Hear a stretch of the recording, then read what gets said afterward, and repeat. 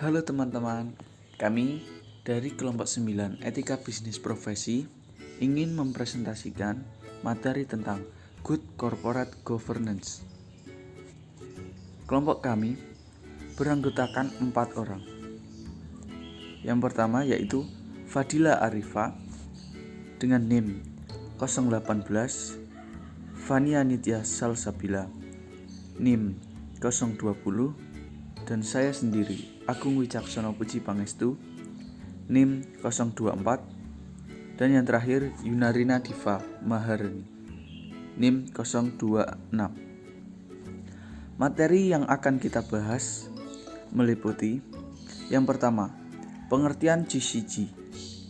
Yang kedua, keterkaitan antara etika dengan GCG.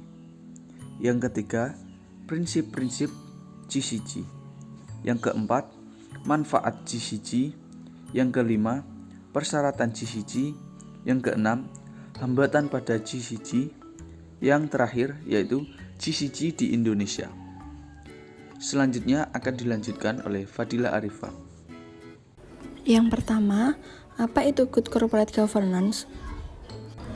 Good Corporate Governance adalah sistem yang mengatur bagaimana korporasi diarahkan dan dikendalikan untuk meningkatkan kemakmuran bisnis secara akuntabel untuk mewujudkan nilai pemegang saham dalam jangka panjang dengan tidak mengabaikan kepentingan stakeholder lainnya.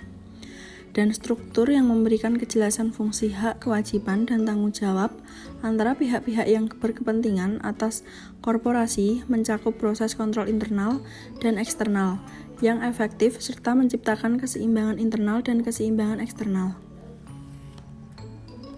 Selanjutnya, menurut Komite Cadbury, istilah Good Governance diperkenalkan oleh Cadbury Committee di Inggris pada tahun 1922 di dalam laporan yang dikenal dengan Cadbury Report.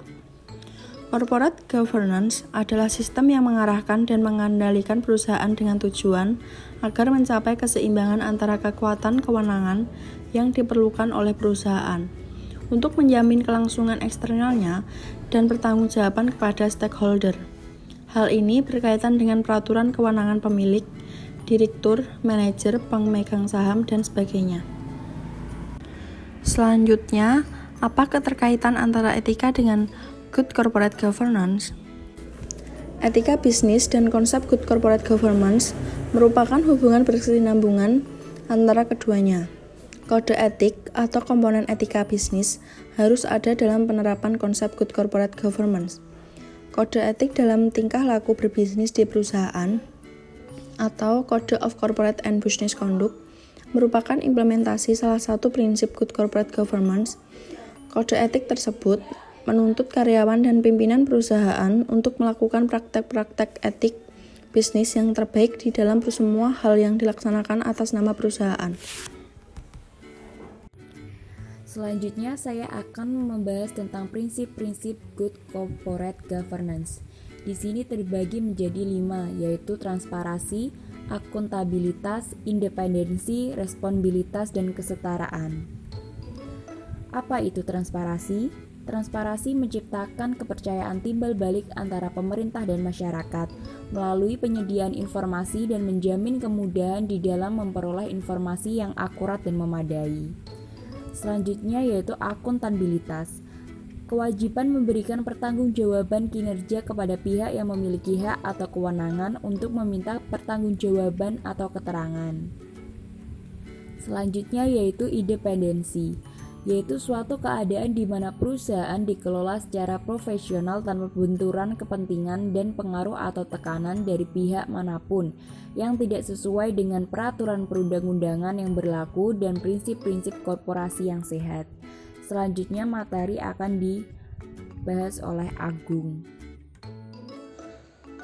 Oke, selanjutnya responsibilitas, yaitu perusahaan harus mematuhi peraturan perundang-undangan serta melaksanakan tanggung jawab terhadap masyarakat dan lingkungan. Yang terakhir, kesetaraan, yaitu perlakuan yang adil dan setara di dalam memenuhi hak-hak stakeholder yang timbul berdasarkan perjanjian serta peraturan perundang-undangan yang berlaku. Next, manfaat GCG. Yang pertama, meminimalkan agensi cost. Yang kedua, meminimalkan cost of capital. Yang ketiga, meningkatkan nilai saham perusahaan. Yang keempat, meningkatkan nilai perusahaan. Persyaratan GCG. Faktor internal. Pertama, budaya perusahaan pendukung penerapan GCG. Yang kedua, adanya peraturan kebijakan untuk penerapan nilai-nilai GCG. Yang ketiga, adanya manajemen pengendalian risiko perusahaan. Yang keempat, terdapat sistem audit yang tepat. Yang terakhir, adanya keterbukaan informasi bagi publik. Faktor eksternal. Terdapat sistem hukum yang baik dan adanya dukungan dari sektor publik untuk penerapan GCG. Selanjutnya akan dilanjutkan oleh Mbak Yunari Nadifa. Selanjutnya kita akan membahas mengenai hambatan pada GCG. Yang pertama, kurangnya pengetahuan dan kesadaran bahwa GCG memberi manfaat sangat besar bagi seluruh stakeholders.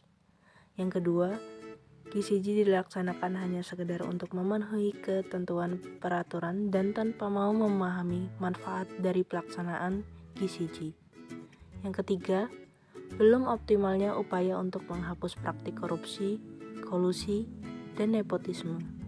Dan yang terakhir, masih terdapat dewan direksi, komisaris, dan rapat umum pemegang saham atau yang disingkat dengan RUPS yang belum memiliki komitmen untuk melaksanakan GCG.